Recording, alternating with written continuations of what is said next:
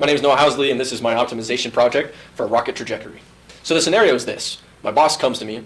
He says we have a certain rocket with all parameters decided. It also has controllers on it, so it's like moving engines or moving fins or some way for it to control its flight path. And he says we want you to choose the best flight path to where we don't have to make the least amount of corrections in space to achieve a certain orbit. So I got down to the physics of it from a free body diagram of a rocket with thrust, drag, gravity. Also, there's flight angle. Flight angle is the thing that I'd be optimizing. From this free body diagram, we get ODEs. These ODEs are solvable by hand, but there's 4 of them, and they're dependent on each other. So practice is to just put them in an ODE solver. Now I needed to formulate my optimization problem. I needed to minimize my altitude error, meaning my final altitude that came out of my ODE solver to my desired goal altitude. Then by varying what? Now these are my design variables. Theta are my design variables. Well, I thought at first, well, maybe I should make theta for every time step.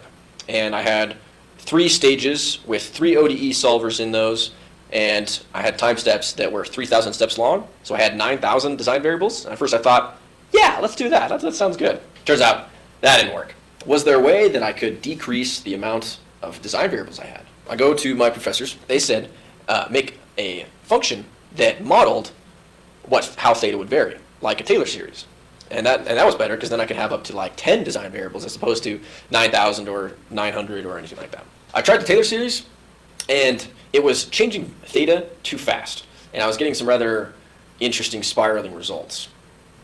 So I decided that I would go back to the professors, and they said that I needed a smooth curve, like a Taylor series curve, but that didn't change with my varying parameters as much. So I found that this was a better equation for my design parameters, and this decreased my design variables to 3.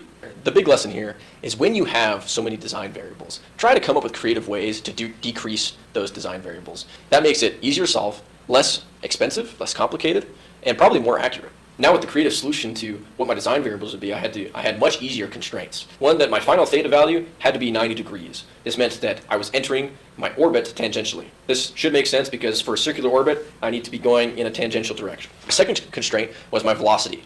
My theta values also changed my velocity.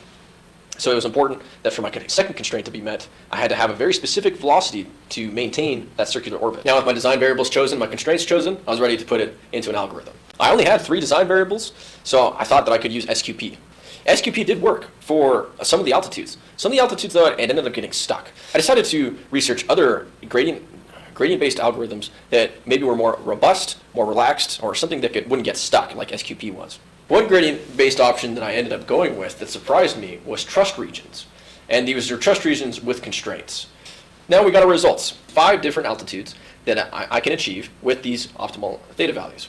First, let's see if these are correct. So let's look at our trajectories. First, we can see that we achieved those altitudes, and we seem to be reaching those altitudes tangentially, which is a good sign. Is this path make sense? From my experience, from my rocket experience, it makes sense that, yes, it curves, but let's make a more direct comparison. I found on NASA that they had put a quadratic fit to the parametrics of one of the space shuttles, so I decided to compare with that. Looking at the comparison, we see that they are very similar, so that's a good sign. We also see that there are slight differences to the space shuttle. There seems to be a more vertical and a longer time horizontal and things like that. It's not as nice of a curve as my answers. Why could this be? One, they accounted for drag, which I didn't. So that ends up being a 5% error in my answers. But I can account for that. 2, they were probably optimizing for something different. What I mean is, we're optimizing to minimize altitude error. They were probably optimizing to make sure they rendezvoused with the ISS at the right time. So with that in mind, it makes sense that they had to get to a certain altitude as fast as possible and then get to a certain velocity at that altitude. Let's look at what I optimized for, the theta values. First thing to notice is that these are interesting answers. Notice that there's not a very defined difference in between each altitude. Some are closer together, some are further away, even though the altitudes are the exact distance, are the exact same distance from each other. So that's interesting for one.